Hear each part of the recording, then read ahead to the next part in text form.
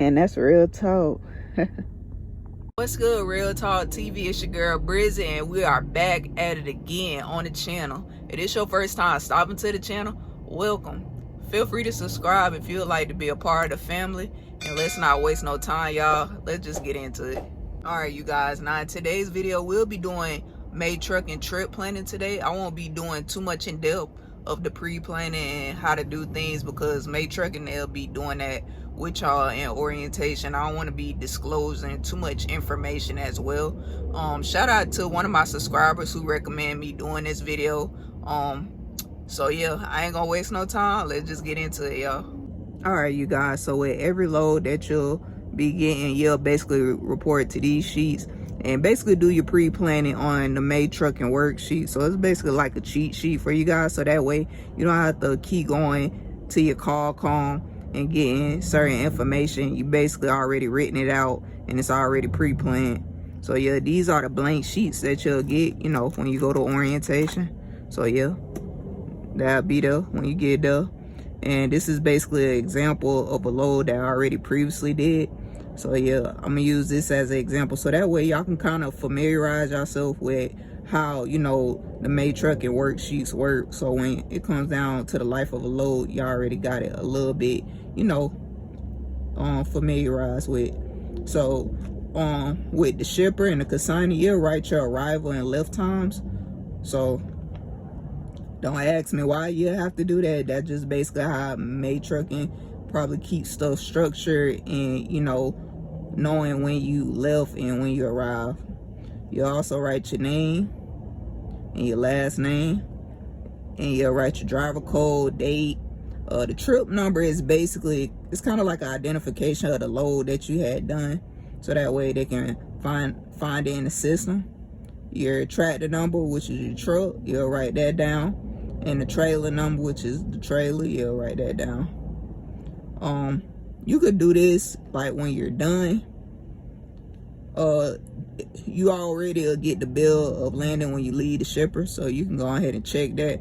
But you know, when your day's over with, you can go ahead and check the other things that you need to check off, like your cash fuel receipts, lumper, and tolls. The lumper is basically the person that unloads the goods that you'll be carrying, and sometimes you may not have a lumper fee, so you don't even have to worry about that sometimes, so you can just check that as a no.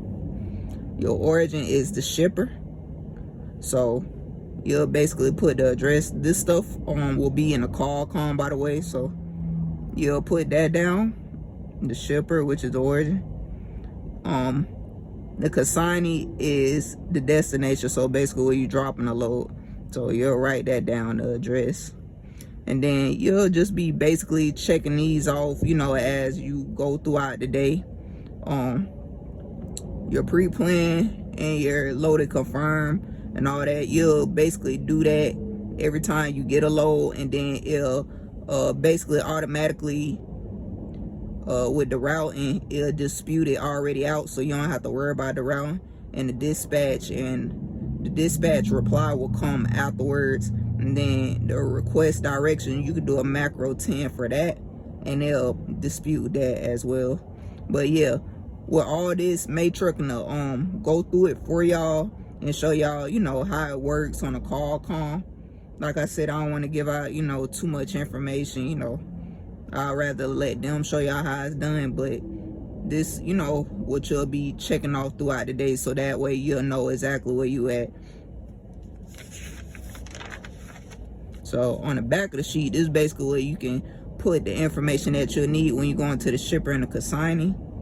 So your pickup number, when you get to the shipper, you'll write that down. That'll be in the call and the numbers, how many quantities of the items that you get in, things like that. Also too, you don't have to, but I'll write the time zone, like wherever that I'm going to, you know. So Arkansas, Batesville, Arkansas is Central Time, and so it just basically keep me on my toes type jump.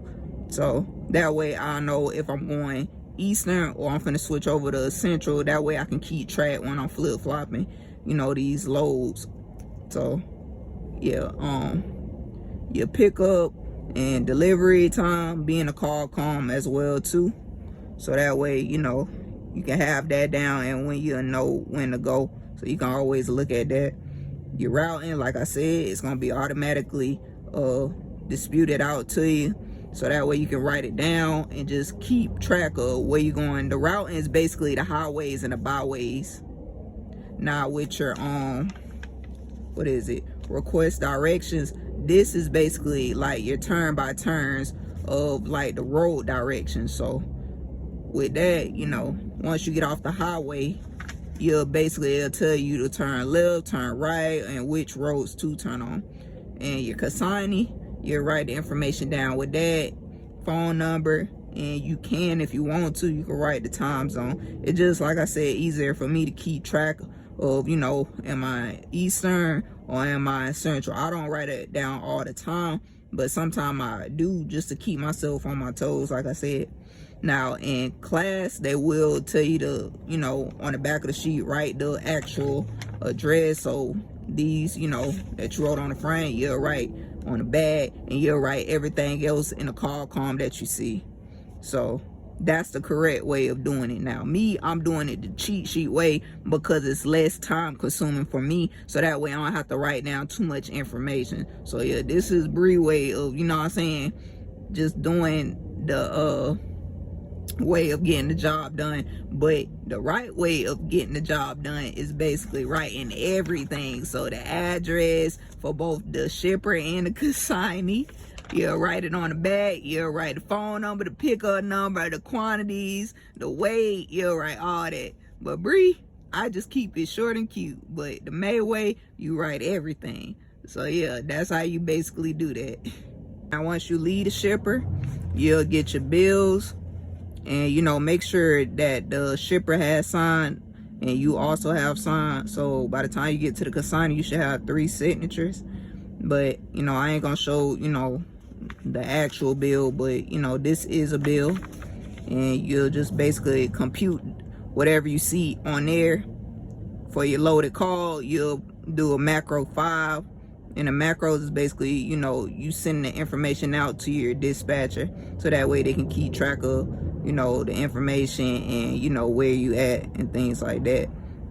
And you'll just compute what you see on the bills and make sure it's accurate with, you know, your cheat sheet. If some stuff has changed, you know, just specify that to your dispatcher as you're doing your live loaded call. When you call them, once you're done computing all the information in the system. And like I said, Maytruck gonna go through all this with you. It's gonna sound confusing as I'm talking about it, but once you know, get with them and you doing it hands-on, because I believe hands-on is the best way of doing things. I promise you, everything that I have said is basically gonna be taught hands-on, and it's gonna come so much naturally. So yeah, and you know, once you got all that information from the shipper and stuff like that, you'll depart from the shipper, and then you'll head out, you know, start driving, and then get to the consignee, do your empty call, which is basically computing the information that you have seen on your bills, and closing, you know, the things out. You'll scan your paperwork, send your macro 4, which is the empty call, and then, you know, send a screenshot of that you basically sent the paperwork in through email, and send that to your dispatcher as proof, so that way she can have a copy of the information of the sheets and the paperwork. So yeah, and that just pretty much, you know, how you'll keep, you know, your stuff organized as you're doing the life of a load. And some other helpful tips that I recommend doing is getting your atlas, because this definitely come in handy when technology just basically shuts down on you. May Trucking would definitely go over this with y'all, and y'all can, you know, get one of these off of Amazon, or, you know, your local truck stops, any of that type of thing. So yeah, just definitely get one of these. It helps you with updated designated routes, load clearances, weight stations, just all that good stuff. So yeah, definitely get one of these. Also too, another tips, you know, check your weather. You know, start familiarizing yourself with your routes that you'll be going, and the highways and the byways, so that way you know, like, how you gonna shut down for the day, beat traffic, any of those type of things. What else too? Just, you know, just basically just try to understand. Don't try to overthink it. Take your time, pace yourself. It's gonna come naturally, you know, over time, and you're not gonna get it within that first week. It's a lot that you'll have to, you know, put all together in a nutshell, so that way when you're doing it, it's just flowing type jump. It's like singing basically your favorite song type jump. So just think of it as that when you doing your trip planning, you actually familiarizing yourself with Maytrucking system and the macros and all that good stuff. So yeah, shout out to my subscriber who recommended this video for y'all. And if y'all found value in this video today, do me a favor and hit that like button. It really helps our YouTube algorithm and new subscribers to find our channel. And as always, I appreciate y'all for tuning in. But until next time, y'all, I'll see you later.